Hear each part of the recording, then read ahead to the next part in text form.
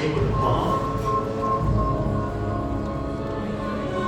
Our own space program kicked into high gear, and less than 2 months later, we were ready to launch our own satellite.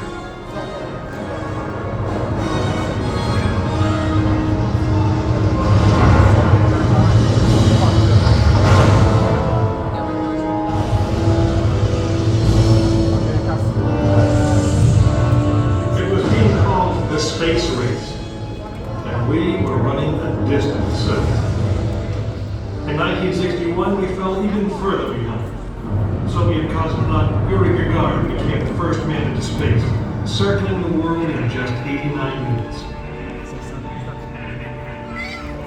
We had our own astronauts, and they were eager and ready to take the big ride. But our manned space program couldn't seem to get off the ground. We stuck with it, and on May 5th, 1961, things finally started going well. Astronaut Alan Shepard took his ship Freedom 7 6.5 miles into space. America had its first space hero. Just a few days later, our space program received a new challenge. But this one did not come from the Soviet Union. It came from our young president. In one inspiring moment, he changed the mission from one based in fear of the present to one of hope for the future. But why, some say, the moon? Why choose this as our goal? And they may well ask, why climb the highest mountain?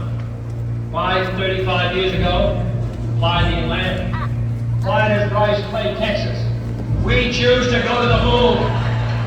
We choose to go to the moon.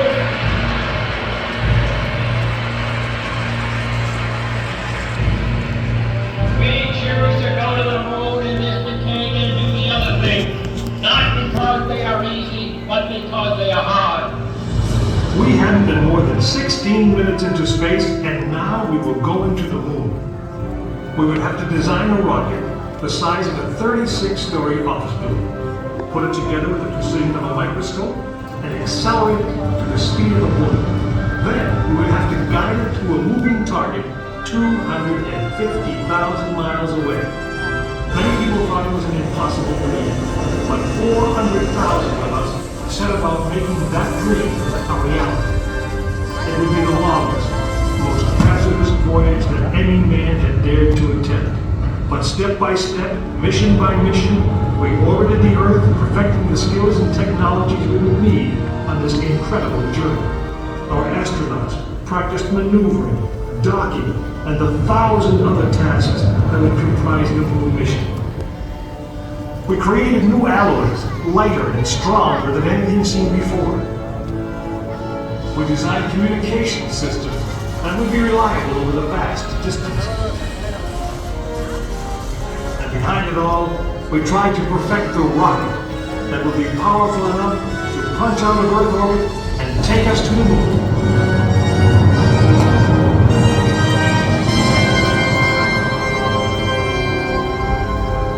One day, however, the dream of flying to the moon almost slipped away. It was January 27th, 1967. Astronauts Virgil Gus Grissom, Edward White, and Roger Chaffee were on board Apollo 1 for a plugs-out test, a full-scale dress rehearsal for the actual launch. Suddenly it happened. There was a fire in the capsule. 3 men whose lives had been in our hands were lost. Surely the opening vistas of space promise high costs and hardships, as well as high reward.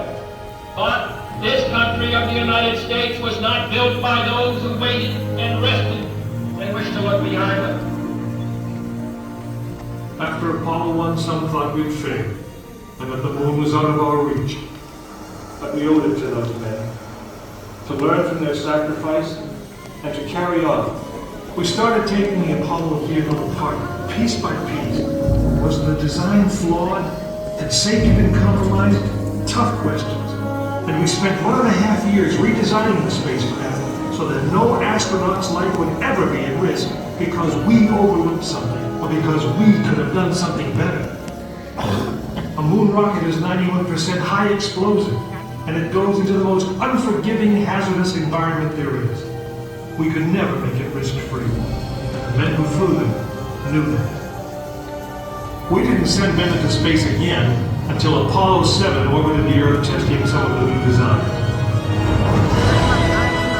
When everything worked perfectly, the decision was made. The next mission would travel to the moon. It was mankind's destiny to leave the shores of our planet behind and strike out across the vast ocean of space. In the great span of our history, now was the time that we could. Now was the time that we would. We stood on the eve of the longest, most dangerous journey that any man had ever undertaken.